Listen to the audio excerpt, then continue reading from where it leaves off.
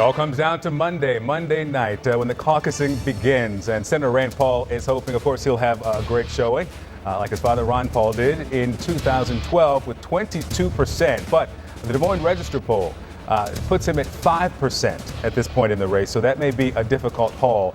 We have with us this morning the senator himself, Rand Paul, joining us to talk about those numbers and other topics. Thank you so much for being with us. Good morning. Thanks for having me. So you're at 5%. How do you think you'll do?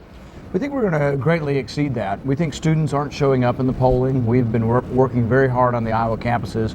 We're organized on 22 campuses, and our goal is 10,000 students. If we meet that goal, we think we're going to really exceed expectations. The other interesting thing about the polling is when you ask people, who did you vote for last time?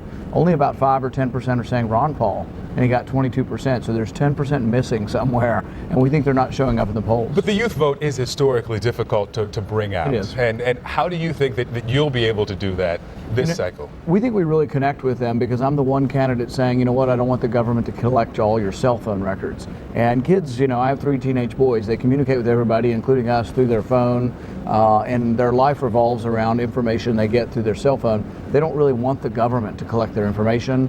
And since I've been a champion of not letting the government collect your cell phone information, I think they're going to come towards us.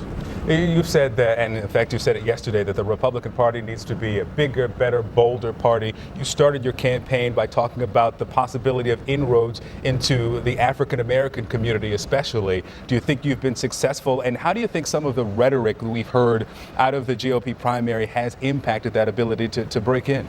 We've worked very hard. I've been everywhere. I've been to Ferguson, south side of Chicago. I've been to Baltimore, Philadelphia, you name it, trying to say, you know what, the Republican Party wants African American vote.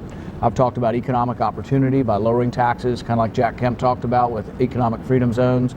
I've also talked about giving people choices in which school they go to, but I've also talked a lot about criminal justice reform. The biggest impediment to getting a job in America right now is really having a previous criminal record or having had trouble as a teenager. And I think teenagers deserve a second chance. I also think the war on drugs has disproportionately and unfairly affected the African American community, and I'm not afraid to say so. This week I was at a barber shop in an African American Latino community here in Des Moines. Many people don't think that there are minority neighborhoods here in Iowa, but there are. Platinum Cuts, and I asked, had any of the candidates come through? And here's the picture.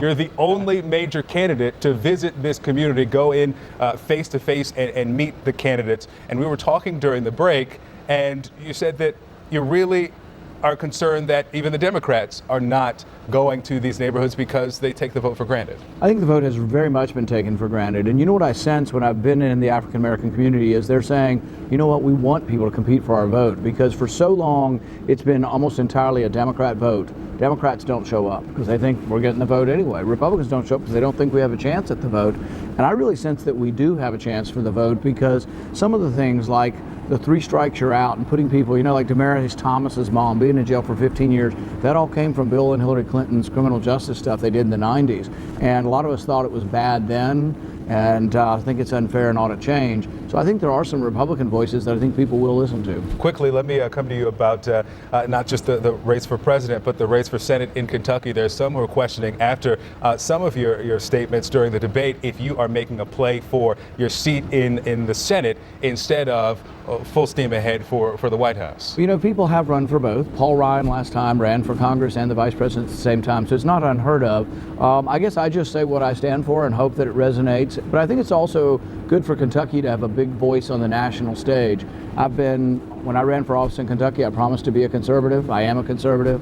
I promised also to say, you know what, I'll be frugal with your money. I've given $2 million back from my budget. What's your primary focus now?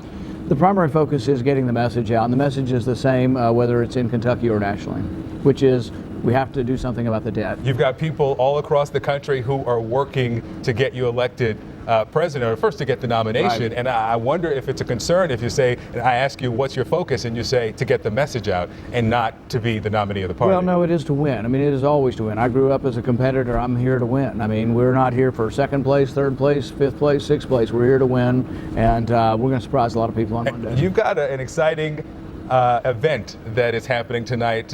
Your father, former congressman, former candidate, Ron Paul, will be out with you. You said for the first time. Yep, this is his first time on the trail, and he'll be at University of Iowa tonight. I think we already have over 1,000 RSVPs. It's going to be a big event. All right. Senator Rand Paul, so good to have you. Thank you. Thanks for having me. And